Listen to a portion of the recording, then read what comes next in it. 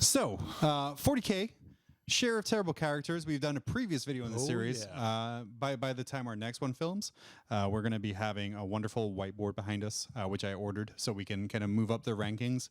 We've done a terrible Necron Pirate. Yep. We have done Kaldar Drago. Ugh. And we have done Cato Sicarius, Oh, the worst member of the worst legion known to man. slash chapter. Yeah. Same Oh, diff. slash chapter, same diff. Yeah, whatever. If he was around in Heresy times, he would have still he would have filled still that slot. Also, Cato Sicarius, a very big fan club, as we actually got a downvote on the last video, and a specific person saying that he was awesome. So, yeah. well. I guess we were wrong. Today, of course, is going to be someone who is familiar to all of you. I don't think anyone is going to really question us at all. It is a mighty, mighty warrior. It is. It's something Danny, both and I, we both fielded before. Many times. It is the Avatar of Khaine. Oh, buddy. On the tabletop. No, great. I played him a lot in 5th edition, or sorry, 6th edition, when he was immune to flame and melt weapons. And that was an annoying little trick to come up. I remember specifically I played him against like a Salamander's army who was like, oh, well, I guess all my shit's just useless then. I'm like, yep. Pretty much. Die. Come, let me punch you. He did some neat things, like he let people ignore morale and kind of other stuff like that. But he kind of suffers from the fact he is a 25, 30-year-old model. Forge World aside. Right. That is just... You shouldn't have to buy the Forge World model. No, which is just not fantastic. Lore-wise, he seems to be kind of like the measuring stick that everyone else has put up against. But it's happened so much that it's now just bad. It's like a bad trope. Okay, so let's talk about how the Avatar of King comes into existence. And this is the worst part. Well, I don't know. Yes. Okay. So first of all, I'd just like to preface this all. I really like the Avatar of King. You too. Personally, I just think that he gets written into lame situations. Like he's always like the thing that people go to fight or go to beat up, right? Right. So like how they select every year, one exarch from a craft world is picked as the young king from like all of the exarchs on the craft world. Do they have like a dance party or like... I think it's like short straw becomes... Short straw. Like, it's not who's best. It's this who's least popular. Yeah.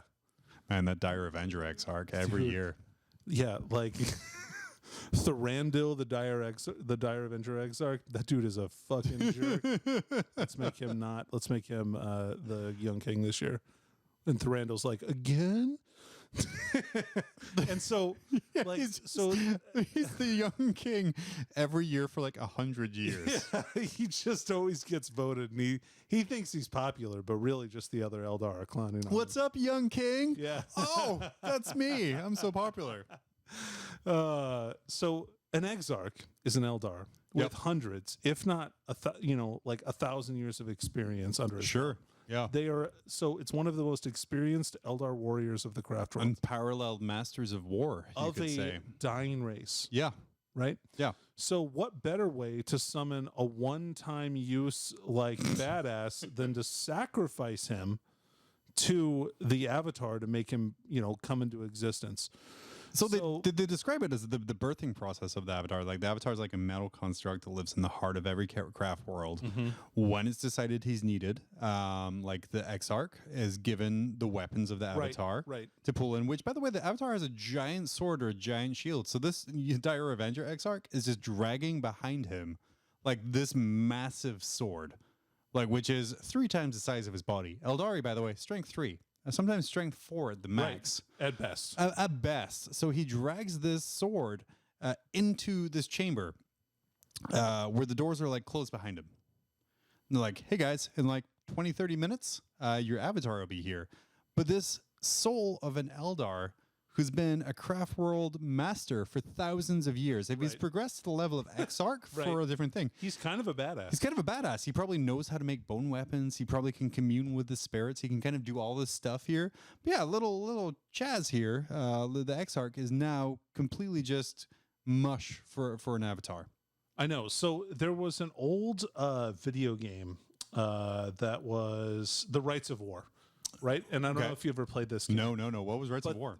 So it's like you play like an Eldar craft world, and you are attacking like an Imperial world, and it's like a hex-based turn-based strategy game. Oh, sure. Like Panzer General, that kind of stuff. I think it's in that same style. Anyway, so in this game, the intro sequence is the Eldar, like walking the young king into this room, right? It's like this scared Eldar dude who has to hold this giant sword, and they like cut his hand with the Wailing Doom and like smear it across his face, and they make him walk into this big like iron chamber that's on fire, and then they lock his ass in there. Yeah. And then an unspecified amount of time later, there's a roar, I guess. blood-curdling shriek, Sort and of then like a roar. the T-Rex from Jurassic Park. Right. It's like he's the goat. He gets snacked on, or the lawyer, one of those two things. I like the once the avatar is done, like he awakes, he does his like magic stuff. He goes beats up a bunch of people. He just kind of goes chills out in his throne again and deactivates. So I have a question about that. Sure. I don't think I've ever heard of them putting away the avatar. They take out the avatar, but they never put away the avatar. You have to put your avatar away. Right. Otherwise, next time you want to sacrifice one of your like very few excellent warrior generals, it's got somewhere to go. But no, once it's done, the avatar returns to its craft world. Does he teleport, or does he have to walk? No, he walks back. Like when he's done with his murder rage, like a kill bot that reaches its set limit. He sits in his throne, his armor cools down, and the fire goes away. I imagine it's like, like one of the old guys who's like sitting on his couch, and there's a bunch of kids who keep like yelling and playing in front of his house, and he doesn't get up, and then he gets up, he goes back and yells, and then goes and sits down in front of the news again, and then calms down. And that's how it's a cycle every day. That's the cycle every time. So the avatar, as we mentioned before, is used often to show how powerful another character is. So the avatar himself so Khaine, literally, like at the very start of 30K, lost a giant battle with Slaanesh and got shattered into all these pieces. Shards of the Satan, even. First, yeah. No, we're not doing that. I don't know. Maybe. Now I sort of. I guess he could be. Who knows? I think he's more like a manifestation of like Khorne and. Oh, for sure. Yeah, a giant god who's angry and wants to fight and kill all the time, and you have to sacrifice to get him there. Right. Wonder what chaos god that feeds. So Khaine loses one of the very first fights that he's ever in. Right in the fluff, gets shattered into a million pieces. And then, I mean, granted, he did fight in the War in Heaven, I guess, probably. And so he gets shattered into a million pieces. And so then they wake him up, right, in 30K, because they want to give Fulgrim a message. Like, they're like, hey, Fulgrim, like, Horus is going to turn. Eldrad, my fucking man, is like, dude, just stop. Come on. You don't do what you're going to do. And Fulgrim is like, no, bitch, I do what I want. It's my hot body.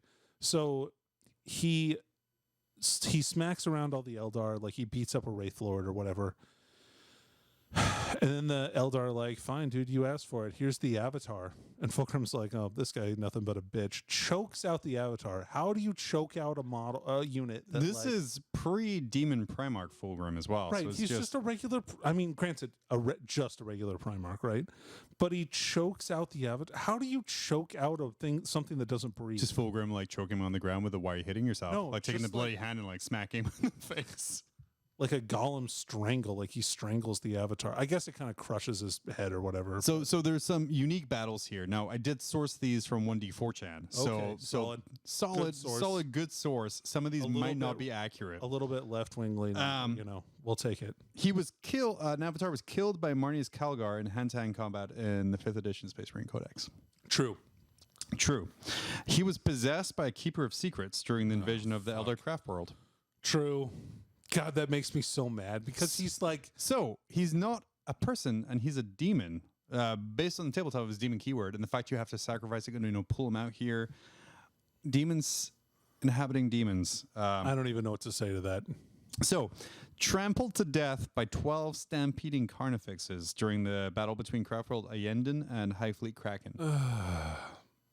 He got trampled. What a fucking inglorious way to die. So what happened apparently was the Avatar was goaded into a fight with the Hive Tyrant. Right. And what he didn't see was that there was 12 Carnifexes sitting to the side. Being herded by a Tyranid Prime going, Yeah. And then as soon as he stepped out to one-on-one the Hive Tyrant, which he wouldn't be able to do anyway, he just got kind of stampeded. As you mentioned before here, strangled, had his neck snapped by Fulgrim. And as they remind us, the avatars are living metal statues and neither breathes nor has bones.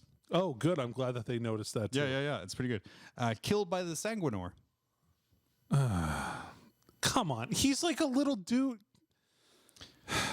I'm just so mad. Like, he is such a fucking whipping boy. He is. He was doused in a great flood by the water people after his raw power and heat defrosted them from their icy imprisonment by the space wolves. That's questionable. I don't know if I'm going to believe that one here. What story is that? Because now I want to read There was no source on that one. So if anyone wants to point out what the source is in that one, or if this is just lies, please let us know. If it's just 1d4 Jonisms. Yeah, it's pretty much put out of his misery by Lorgar.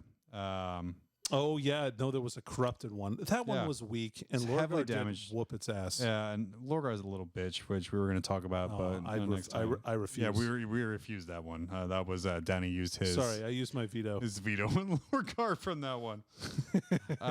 He was stabbed in the heart by Morgan Ra to temper his sword. So hold on. He even gets killed by other Eldar? Like, Yeah, he's because the representation of their god. Because he had to make his like sword gun The Magatar? yeah, he had to make it more badass. He was abandoned on a maiden world, had his connection with the Eldar severed, and reduced to a mindless state of rage, which consequently called out the orcs of the nearby system, who were happy to answer it, and then they came and fought the Avatar. So they just left a shard of their god behind on a maiden world. What are Eldar doing? They were killed by the Legion of the Damned when assisting the invaders. When the Legion realized their flaming bolters didn't do anything against Avatar, they instead shot the roof until the roof fell down on it and killed the statue of metal.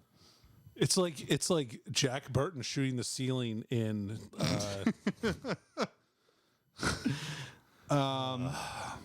We read this book. They were fused and corrupted by a gene stealer patriarch who took over it on the craft world. That was on the that was the Inari book. Yeah. That's so dumb.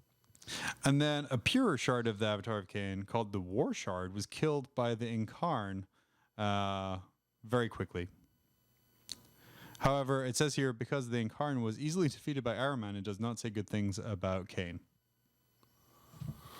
So, he's used as kind of like an Imperial Fist narrative whipping boy. There you go. That's exactly what he is. Like, while Imperial Fists are used to really kind of cement how awesome an enemy is at killing most things, Avatar is used to cement how good a character is at killing things. Right. The problem is he's being used so much. It's like a trope. It's like a trope now. It's his very own trope. But that's going to be our Avatar of Khaine. Next time we talk about one of our worst characters in 40K, we're going to start ranking them by how bad they actually are. And at the end of the season of this, we're gonna argue off between the two worst characters to see which is the worst of all. Nice. Do you have a